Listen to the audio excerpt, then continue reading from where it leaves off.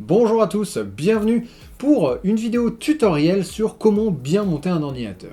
Alors beaucoup d'entre vous me connaissent sous le nom de Bill Silverlight en tant que YouTuber gaming, et la raison pour laquelle j'ai voulu mettre cette vidéo non pas sur la chaîne Bill Silverlight ou LanguageCraft, mais bien sur cette chaîne ici, Matthew Thornton, qui est mon vrai nom, et que je considère vraiment comme ma chaîne pro, c'est parce que je veux que cette chaîne-là soit un centre pour tout ce qui est cinéma, tech, des choses comme ça, technologie.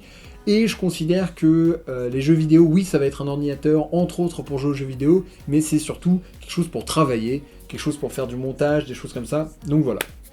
Ceci dit, pour ceux qui me suivent, il s'agit du futur ordinateur de Tartine, ma fiancée. Bref, sans plus attendre, je vous propose de d'abord regarder les composants, et ensuite, tout au long de la vidéo, on va pouvoir regarder en détail chaque étape. Ok, donc on se retrouve avec tous les composants. J'ai essayé d'un petit peu séparer d'un côté les composants vraiment nécessaires et de l'autre côté les composants accessoires que vous n'êtes pas obligé d'acheter pour votre ordinateur. Alors d'abord on a un boîtier Cooler Master Elite 344 qui est un petit boîtier, on voulait faire petit. Et du coup, qui dit petit dit carte micro ATX et non ATX. Donc on a là une carte Asus. Moi c'est vraiment mon architecture de PC, j'aime bien toute cette combinaison de composants.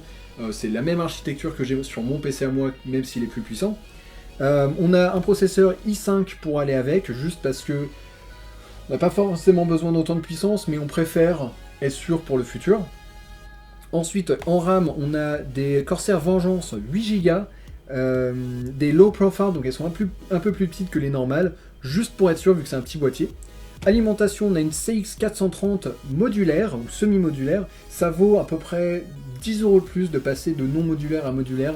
Personnellement, je trouve que ça vaut le coup parce que c'est vraiment beaucoup plus pratique au niveau des câbles. Après, préférence personnelle.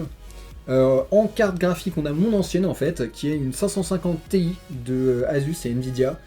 Pareil, préférence personnelle, je préfère vraiment Nvidia à Ti. Ensuite, en disque dur, on en a deux. On a un 500 Go Black pour les programmes, pour le système d'exploitation, pour être sûr que ça aille bien vite. Et ensuite, on a 1 Tera en green, donc les deux de Western Digital pour juste parce que voilà, c'est des données, pas besoin d'autant de puissance. Et également, on a deux autres choses que je considère comme nécessaires. On a le lecteur DVD, on l'utilise pas forcément super souvent, mais on est content d'en avoir un quand on en a besoin, donc du coup, je préfère l'avoir, ça coûte 10 € pareil. Et le système d'exploitation, c'est un Windows 7 64 familial. Personnellement, j'aime pas craquer Windows dans le sens où c'est la base du PC, donc je sais que beaucoup de gens le fassent. Moi, vraiment, c'est trop la base. Si jamais ça s'écroule parce que c'est quelque chose de pas terrible, tout le reste s'écroule, donc voilà, au moins on est sur des bases saines. Ensuite, en choses un petit peu moins nécessaires, mais qui sont utiles dans cet ordinateur-là, on a un lecteur de cartes SD, etc. interne, on a des enceintes, on a une carte Wi-Fi interne que je préfère largement aux petites clés USB, à moitié foireuse quand même. On a un combo clavier et souris, et un écran 19 pouces. Bien sûr, toutes les informations seront dans la description. Je crois qu'on a un petit peu tout vu, on a vu tout notre équipement, donc on se retrouve tout de suite pour savoir comment on va les assembler, avec quels outils. Donc vous voyez, il n'y a pas grand chose. On a deux tournevis, donc ils sont un peu grands ceux-là, idéalement il faudra un petit peu plus petit, un petit peu plus fin, mais en vrai ça marchera bien, il faut juste faire attention quand on tourne de pas tout bousiller la croix. Évidemment toujours cruciforme comme ça. Moi j'en ai un grand et un petit juste pour être sûr, je vais utiliser le grand la plupart du temps, mais de temps en temps il faut rentrer dans des petits endroits, donc on utilise le petit. Des ciseaux pour couper les trucs, parce que voilà, il y aura pas mal d'emballage à découper. Ça c'est un câble SATA, donc c'est pour tous les périphériques de type disque dur et lecteur DVD. Chaque carte mère vient avec deux. Moi j'en ai besoin de 3 parce que j'ai 3 périphériques de ce type là. Du coup j'en ai en plus, donc vérifiez bien que vous avez le bon nombre. Ce sera un petit peu frustrant de manquer juste un câble SATA. Et alors ça, c'est un bracelet anti-électricité statique. Alors beaucoup de personnes vous diront que c'est inutile, qu'ils n'ont jamais eu de problème. Moi non plus, mais je préfère pas prendre de risque. Ça coûte même pas 10 € et ça peut vous empêcher de griller des composants qui coûtent plusieurs centaines d'euros. Donc voilà, moi j'ai juste ça, vous le clippez sur votre boîtier, ça permet d'égaliser l'électricité entre votre corps et le boîtier. Également, ne montez jamais sur un tapis, toujours sur des dalles ou quelque chose comme ça.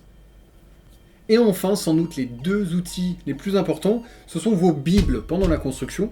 Il s'agit de ces deux petits livres-là. le mode d'emploi du boîtier et le mode d'emploi de la carte mère. Peut-être que vous n'en aurez pas besoin, mais si jamais vous êtes perdu ou vous avez un doute, là-dedans, dans ces deux trucs-là, vous aurez toutes les informations dont vous aurez besoin. Ça peut être très très important pour certaines connectiques, comme par exemple celle pour l'avant du boîtier, le bouton allumage, des choses comme ça. C'est là que vous trouverez les réponses. Si vous ne les trouvez pas là, ce dont je doute, Internet, gardez un ordinateur portable ou quelque chose à côté, vous trouverez tout ce qui vous manque là, y compris cette vidéo. Ok, donc la première chose à faire avant de commencer à toucher tous vos composants, c'est de vous laver les mains, on sait jamais, laissez-les sécher et on peut s'y mettre, ce serait bête de commencer à ruiner des trucs juste à cause de mains sales. Première étape, c'est aussi la plus stressante, c'est de mettre le processeur, c'est le genre de truc qui peut vite flamber si vous le touchez mal ou si vous l'installez mal.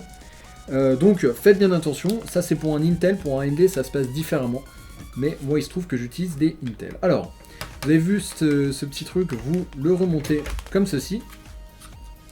Là vous prenez votre processeur, vous l'ouvrez, hop, et vous allez voir que sur votre processeur, vous avez deux côtés, vous avez des encoches, et sur votre carte mère, vous avez également des encoches à l'endroit du socket. Attention de toujours prendre le processeur par les côtés, et vous pouvez l'installer délicatement. Voilà, là il a l'air bien installé, ok c'est bon. Vous refermez ça, et donc avec ce tout dernier modèle, normalement ça, on peut l'enlever tranquillement. De temps en temps ça pop, là j'étais pas sûr. Ouais d'accord. Donc on l'enlève, on installe le processeur avant, et là, hop, donc là il va falloir forcer, c'est normal. Hop, vous le rebaissez. C'est bon, tout est bien installé. Ne touchez surtout pas cette surface-là avec vos doigts pleins de graisse. Ça empêcherait... Enfin, la chaleur circulerait un petit peu moins bien. Là, on a le ventilateur. On va l'installer un petit peu après. Moi, je préfère garder de la place quand on le met dans le boîtier.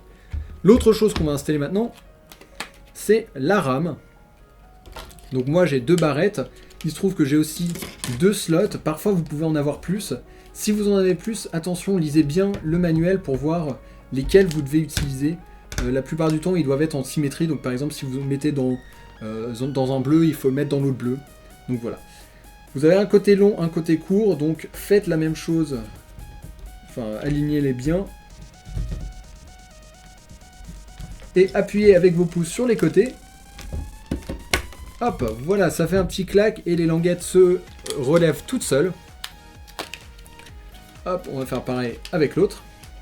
Ok, donc ça c'est terminé. On va prendre le boîtier et se préparer à installer la carte mère. Et voilà notre beau boîtier. Ce qu'on va faire, c'est qu'on va le retourner. Et on va enlever les deux côtés. Hop, avec des petites vis. Alors peut-être que vous devrez utiliser un tournevis, mais j'en doute. Pour ça, quasiment tous les boîtiers ont quelque chose comme ça. Utilisez une petite boîte pour toutes ces vis. Là, c'est les 4 premières, du coup, je vais les mettre dans ma poche, mais à part ça, je les mettrai dans une boîte. On enlève les 2 panneaux. Et du coup, il vous reste, voilà, cet intérieur. Nickel, avec plein de petits connecteurs, des choses comme ça. Des câbles dans tous les sens. Ça, c'est un peu les câbles que les gens détestent. On y verra après, une fois qu'on aura installé la carte mère. Et on va d'abord commencer par installer des petites vis pour empêcher que la carte mère touche le boîtier. Alors, ces vis viennent avec le boîtier. Là, elles sont comme ceci, je vais vous les montrer. Hop, des petites vis comme ceci, un petit peu particulier. Et elles vont pouvoir permettre de mettre une distance entre la carte mère et ensuite de mettre une autre vis par-dessus. Vous pouvez compter le nombre qu'il va vous falloir. C'est les petits trous que vous avez comme ceci entourés de petits points. Donc là, j'en vois 2, 4, 6. Ok, donc là, il y en a 6. Typiquement, pour une carte ATX qui est un petit peu plus grande, il y en aura 9. Donc regardez un petit peu. Là, c'est assez facile à trouver. Hop, je vais le mettre comme ça. Donc, c'est les trous comme ça. Il y en a 6. Voilà, ils sont très faciles à trouver. Ceux-là, vous pouvez les visser vraiment très fort. Mais par contre, quand ce sera au tour d'installer la carte mère, il faudra y aller un petit peu plus mollo. Voilà, donc ils sont bien installés. Attention bien, regardez bien l'orientation. Fiez-vous à ces connectiques-là qui sont sur le panneau arrière pour savoir s'il faut installer les vis dans ce sens-là ou dans ce sens-là. Maintenant, on va installer le panneau arrière. Vous voyez qu'il y a plein de petites languettes. Donc, rétractez-les bien pour que ça ne gêne pas. Ok, donc une fois que c'est fait, on va pouvoir le fixer. Ce qui doit être en haut, vous pouvez voir ici que c'est tout ce qui est souris et clavier. Donc, ces deux-là. Donc, vous pouvez l'insérer par l'intérieur et juste vous appuyez jusqu'à ce que vous entendiez des petits claquements pour indiquer qu'il est bien rentré.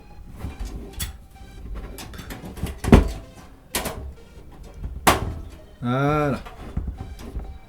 Donc il faut forcer un petit peu. En fait, dans les ordinateurs, de manière générale, il faut forcer un petit peu. Mais si vous commencez à trop forcer, c'est qu'il y a un problème. Voilà. Ok, là, on a les 4 coins. Ça, c'est installé. Donc on est prêt à installer notre carte mère. Hop, on suit l'orientation. On fait très attention comment on rentre. Et on aligne au mieux. Voilà, tous ces éléments-là. Alors les petites languettes me dérangent un petit peu. Donc je vais les replier davantage.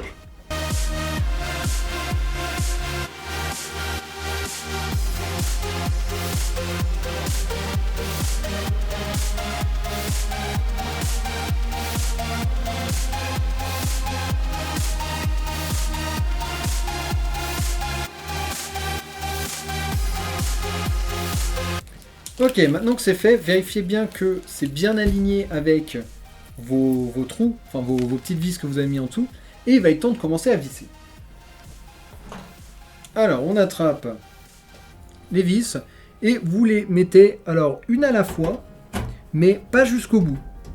C'est-à-dire commencer à la faire juste pour que ça prenne un peu l'espace, et essayer de le faire un petit peu en croix pour répartir le poids. Et une fois qu'elles sont toutes un peu rentrées, vous pouvez refaire un tour et toutes les serrer. Ça évitera d'en serrer une à fond, de risquer d'endommager, parce qu'il n'y a pas besoin de vraiment beaucoup les serrer. Et surtout, derrière, si jamais il y a un problème sur une autre, bah, il va falloir revenir la desserrer, et ça va peut-être empêcher même carrément de mettre les autres. Ok, donc ça c'est fait. Moi je me suis arrêté dès que ça commençait à résister un petit peu. Maintenant ce que je vous propose d'installer, c'est les disques durs, le lecteur optique. Comme ça, ce sera fait. Alors pour faire ça, on va le mettre devant ici. Il suffit d'appuyer. Et voilà, donc ça se détache. C'est pas cassé, vous pouvez le remettre. Mais du coup, ça laisse la place pour le lecteur. Dans certains cas, vous avez quelque chose d'un petit peu plus complexe, comme ici, où j'ai un petit truc qui me permet de fermer facilement. Voilà, ça remplace des vis. Donc, dans cette position, il est fermé. Dans cette position, il est ouvert. Du coup, je peux glisser mon lecteur de DVD.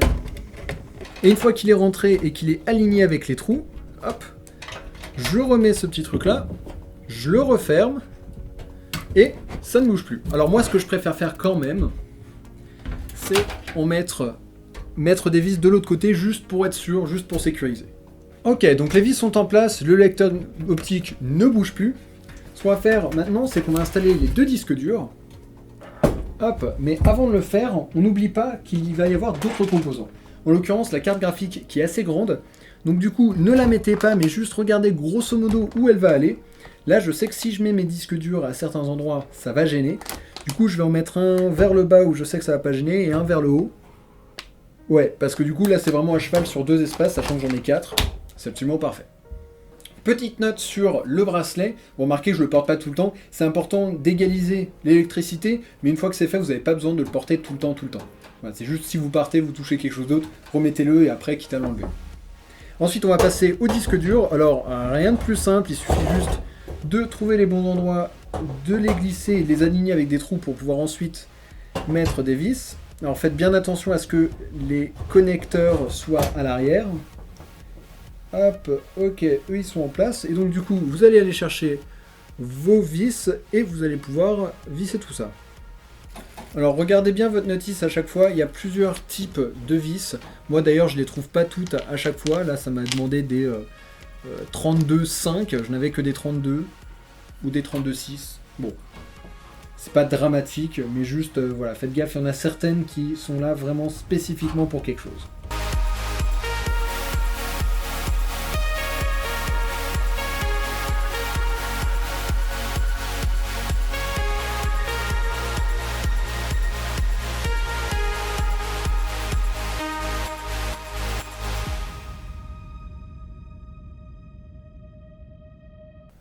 Et petite particularité ici, c'est que j'ai le petit lecteur de cartes.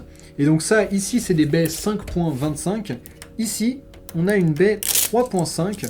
Et donc je vais venir enlever ça et répéter exactement la même chose qu'ici. Ok, donc moi j'aime bien faire ça, mettre la carte mère et tous les composants qui restent un peu dans leur coin. Maintenant, il va s'agir de mettre l'autre gros morceau de l'ordinateur, l'alimentation. Donc voilà la bête. Alors la différence entre donc une non modulaire et une modulaire, c'est qu'une modulaire, vous voyez ici, il y a des petites prises et vous mettez les câbles que vous voulez et pas seulement tous les câbles. Comme ça, si jamais il y en a que vous n'utilisez pas, ça prend pas beaucoup de place. Je vais également utiliser les petites vis qui sont venues avec, puisqu'elles sont noires, comme ça ira mieux avec l'esthétisme de l'extérieur, même si en vrai il est gris. C'est pas grave. Alors faites bien attention à avoir le ventilateur vers le bas dans mon cas, parce que l'alimentation est en haut. L'inverse si votre alimentation est en bas, bien sûr. Et du coup vous mettez ça là où il y a l'interrupteur, vous le mettez vers l'arrière. Ok, l'alimentation est en place. Là c'est le moment où ça va commencer à partir dans tous les sens. Parce qu'on va commencer à brancher les choses. Et que souvent, moi je sais que je suis pas très bon en management de câbles. Oh, c'est devenu beaucoup plus lourd d'un coup. Mais la base déjà, c'est que vous avez tout un côté ici qui va être recouvert. Vous n'avez pas beaucoup de place, pas beaucoup de largeur, mais assez au moins pour faire passer vos câbles. Là, en l'occurrence, ce câble-là est bien trop long, du coup je lui fais faire un petit parcours. Pour que ensuite, ils viennent ici. Là, vous voyez que j'ai plein de pins. C'est le principal de votre carte, hein, soyons honnêtes.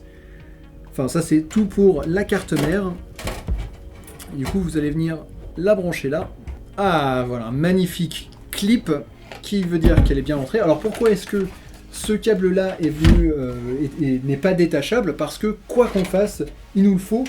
Également, ce câble, celui-là, c'est spécifiquement pour le processeur. Donc, le processeur a sa propre source de courant.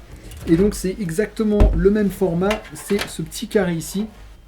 Donc là, vous voyez, c'est possible d'en avoir pour 8. Il se trouve que moi, j'en ai pas besoin. Je n'ai pas une carte mère si puissante que ça. Du coup, je vais le séparer en deux. Hop, voilà. Et je garde que celui où il y a écrit CPU. Et l'autre, voilà, je le laisse un petit peu comme ça. Je peux même, si je veux, tirer davantage et le séparer, mais je pense pas que ce soit vraiment nécessaire. Alors vous voyez, vous avez des petites encoches comme ça, donc n'oubliez pas, si jamais ça ne rentre pas, c'est que ce n'est pas au bon endroit, inutile de forcer. Ok, c'est bon, donc on a notre processeur et notre carte mère qui sont alimentés. Maintenant, il y a quelque chose qu'on a un petit peu repoussé. Il s'agit de ça, du ventilateur. Alors ça, c'est celui qui vient avec, donc radiateur et ventilateur qui viennent avec le processeur. Vous pouvez bien sûr en acheter un externe. Moi, je sais que sur mon ordinateur, c'est le cas. Et du coup, vous allez rechercher vers le haut de la carte mère, juste à côté de souvent la barrette de RAM, ou alors du moins le processeur, quelque chose qui a juste 4 petits pics. Et je vous encourage à chercher l'angle qui ferait que vous avez le moins de câbles. Donc là, moi, si je regarde, c'est parfait, j'ai même pas besoin de le tourner ou quoi que ce soit. Je peux le laisser à cette dernière encoche. Ce que vous allez faire, c'est que, vous voyez, donc sur ce système-là, il y a 4 trous autour de votre processeur. Vous pouvez les placer et en croix, toujours, on garde le même principe que tout à l'heure, en croix, on appuie pour éviter de trop appuyer à un seul endroit. Et voilà, vous avez entendu le clac. Voilà, là il faut plein de petits claques comme ça. Et les autres maintenant. Voilà. Ok, donc maintenant que c'est fait, ça, vous prenez votre petit pin, donc je suis désolé, vous ne pouvez pas le voir, et vous allez le brancher. D'un côté, vous avez une sorte d'encoche sur le petit truc blanc. Le petit truc blanc là, d'un côté, vous avez une encoche. Faites bien attention sur les petits pins que vous avez. Il va y avoir également une encoche, enfin quelque chose qui va sortir, donc alignez-les bien. Ok, ça y est, le radiateur est installé. Maintenant, on va commencer à penser au câble. Il nous reste 2 composants à insérer, la carte graphique et la petite carte Wi-Fi, et c'est tout. Mais par contre, on a tous les câbles. Alors, premièrement, ce qu'on va installer, c'est les câbles SATA, tiens, que j'ai disposés ici. Alors moi, j'ai besoin de 3 câbles SATA pour les 2 disques durs et pour le lecteur DVD. C'est assez simple. La seule chose à garder en tête, il y a des SATA 6 gigabits par seconde et des 3 gigabits par seconde. Si jamais vous avez un SSD, ce qui n'est pas mon cas, faites bien attention à ce que le SSD soit branché sur un 6 gigabits par seconde. Sinon, le fait que ce soit un SSD n'a aucun intérêt. Alors, du coup, moi, je vais pouvoir brancher ça tranquillement. C'est des tout petits connecteurs comme ceci qu'on va venir mettre à l'arrière. Vous verrez qu'il y a deux sortes de fentes et ça va être sur sur la plus petite des deux. Hop, voilà, ça c'est fait. Alors ça c'est le disque dur principal. Du coup, moi, juste pour m'en souvenir, vu qu'il n'y a pas de SSD, je vais venir le brancher sur le premier des deux 6 gigabits par seconde. À titre d'info, les 6 sont souvent de couleur, alors que les 3 sont tout simplement noirs. Hop, le deuxième, on va venir le brancher là. Et le troisième câble, vous voyez, il y en a certains qui ont des coudées, d'autres non. On va également le brancher. On va le faire passer derrière, que ce soit un petit peu moins le bazar, même si en vrai... ouais, un petit peu moins. Et lui, on va aller le brancher également en bas. Alors, sur cette carte mère là, spécifiquement, on peut monter jusqu'à 4 composants SATA. Ça dépend des cartes mères. Moi, je sais que sur le mien, je peux monter jusqu'à genre 8. Il me semble d'ailleurs que tous les ports sont remplis. Maintenant, on va voir les câbles. Voilà, les câbles pour le même genre de périphérique. Donc il se trouve... Ah, il n'y en a que 2 sur celui-là, c'est bête. Sur ceux que je connaissais, il y en avait 3. Bon, bah du coup, on va devoir déballer et installer les 2, ce qui est dommage.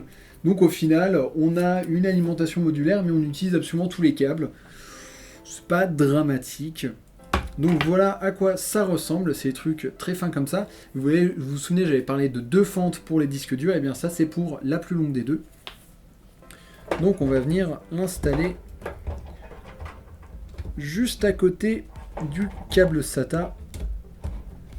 Hop, voilà, on l'insère. C'est pas compliqué, hein. C'est des Lego. Il faut juste parfois appuyer un petit peu, mais ne jamais trop forcer. Si jamais ça ne rentre pas, c'est qu'il y a une raison, et c'est à vous de regarder vraiment en détail pourquoi ça ne rentre pas. Ok, donc maintenant que c'est branché des deux côtés, on va le ramener, on va le faire passer un petit peu en dessous, pareil, pour éviter que tout... parce qu'il va y avoir la carte graphique quand même là. Et du coup, lui, vous voyez qu'il y a écrit Type 3 et il y a 5... Enfin, il y a 6 trous, mais en fait, il n'y en a que 5 qui sont remplis, donc vous pouvez les reconnaître.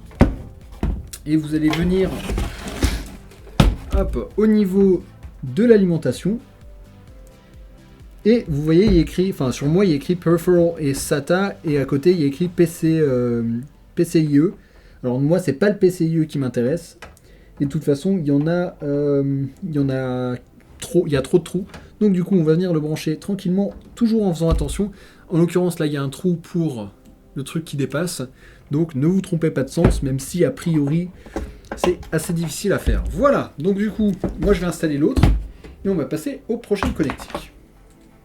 Du coup, maintenant que c'est installé, on va reprendre un autre câble qui a ce même embout qu'on a utilisé juste avant. Mais par contre, de l'autre côté, c'est un petit peu différent. Et ça, c'est utilisé pour les ventilateurs. Et il se trouve que moi, j'en ai qu'un seul qui est devant. Il me semble que c'est un 80. Vous allez voir qu'il y a ces connectiques-là.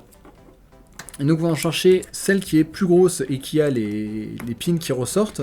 Et du coup, brancher n'importe lequel de ces câbles. On va prendre... Est-ce que ça va rentrer? Ouais, ça va rentrer. Donc du coup, on va prendre n'importe lequel de ceux-là, le brancher dedans comme ceci. Hop. C'est un câble que les gens n'aiment pas trop. Voilà. Il prend beaucoup de place. Et du coup, bon, on va juste le brancher pour l'instant. Cable management, ça viendra après. Et du coup, on va le brancher avec les autres. Comme ceci, et ça va nous laisser seulement celui de la carte graphique, et sachant qu'on veut vraiment installer la carte graphique au dernier moment pour un souci de place. Ok, on est bon maintenant, les câbles qui restent, c'est les plus chiants, c'est ceux qui viennent de devant. Toute la façade de devant, tout ce qui est bouton pour allumer, on a le reset, on a les petites lumières, et ouais, on a pas mal d'USB et on a de l'audio. Alors, premièrement, bon, ça on va le laisser pour la fin, on a l'audio ici, donc c'est souvent deux, on a HD ou AC97, je vous recommande de l'HD parce que c'est du meilleur son. Donc lui, il va venir, vous voyez que c'est pour vous empêcher de vous tromper, il y en a un où il n'y a pas de trou, donc du coup vous pouvez repérer. Là, c'est le moment où il faut absolument que vous regardiez le manuel de votre carte mère. Moi, c'est ce que j'ai fait, parce qu'on ne le trouve pas forcément à l'œil nu, et c'est bien quand ça nous dit, ok, ça va là, ça va là, au moins on est sûr. Ça, c'est le genre de truc qui peut bousiller, voire tout simplement ne pas laisser l'ordinateur s'allumer, quoi. Alors, du coup, regardons un petit peu ça. Moi, je veux le brancher ici. Hop. Voilà pourquoi je ne mets pas encore la carte graphique, parce que ça, ce serait impossible à brancher. Voilà, on l'enfonce jusqu'au bout. Alors, moi, j'ai également un USB 3.0. Il se trouve que je n'ai pas sur ma carte mère de connecteur pour le 3.0, donc du coup, c'est pas grave. Lui, il va rester dans son coin. De toute façon, il se trouve que l'utilisateur du PC n'a pas d'objet 3.0, et si jamais il en a un jour besoin, il y en a deux derrière. Sinon, le moyen qu'il y a, c'est on peut acheter un connecteur, et du coup, on peut faire passer ça par le trou, et acheter un connecteur pour le mettre sur deux slots USB. Si jamais ça vous intéresse, c'est indiqué sur le manuel du boîtier. Maintenant, il y a tous ces minuscules câbles. Donc là, pareil, je vous encourage à les regarder. Donc moi, j'ai trouvé où ils sont dans un coin, c'est tout plein de tout petits trucs avec un ou deux trous. Et du coup, il faut regarder à chaque fois ce que c'est. Alors on va les prendre un par un. Ici, on a HD LED, donc ça c'est une petite LED. Et on a le plus et le moins. Il me semble que le plus c'est la couleur et le moins c'est le blanc. Alors ça va être en bas, plus, moins, ok.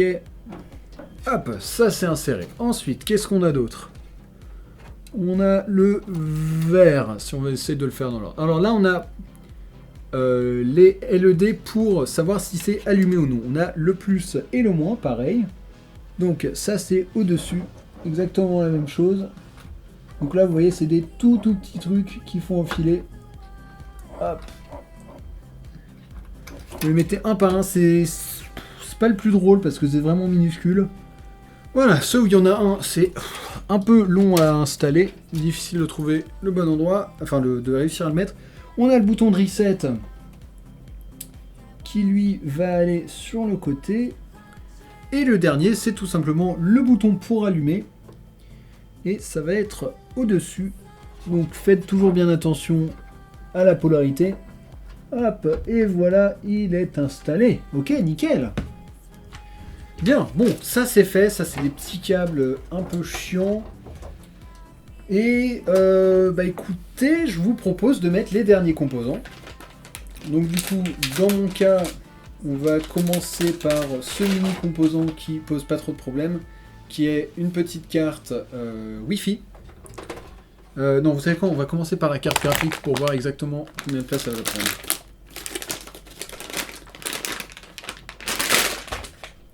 Bien, donc du coup, c'est une Asus qui a un peu servi, mais toujours en très bonne condition, il n'y a pas de raison de ne pas la réutiliser.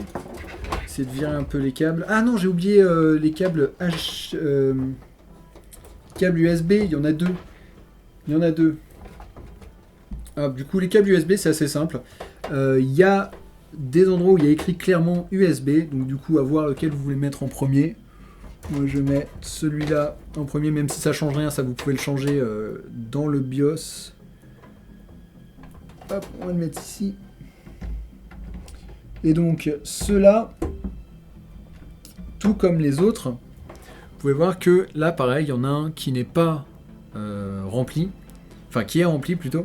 Du coup ça vous indique que vous pouvez chercher exactement ce dont vous avez besoin. Hop, nickel, ça c'est installé. Le 3.0, on va l'enrouler et le laisser derrière. Là, il y a de la place, donc du coup, on en profite pour mettre des fils pour qu'ils ne soient pas dans le reste. Pourquoi on ne veut pas qu'il y ait des fils partout? Pour que l'air circule plus facilement. Du coup, ce que vous allez faire avec les composants... Donc ça, c'est un PCI Express, la connectique. Et vous voyez que c'est dans la fente avec un petit truc qui se rabat, donc voyons voir, ça va en prendre 2. On va vérifier que c'est les bons. On le met, c'est là, ok. Donc du coup, voilà, le premier, il faut que je le dévisse. Et le deuxième, on va carrément le casser. Donc voilà, le premier, il suppose qu'on aura une carte qui nous demandera de l'enlever. Donc on peut l'enlever sans casser. Après, les autres, c'est pas sûr. Donc du coup, il faut carrément tordre le métal. Hop. Jusqu'à ce qu'on reste avec juste ça. Qui est le petit bout que je viens juste de casser. Donc, enfin, casser, c'est fait exprès. Pas de problème. Et on va insérer notre carte.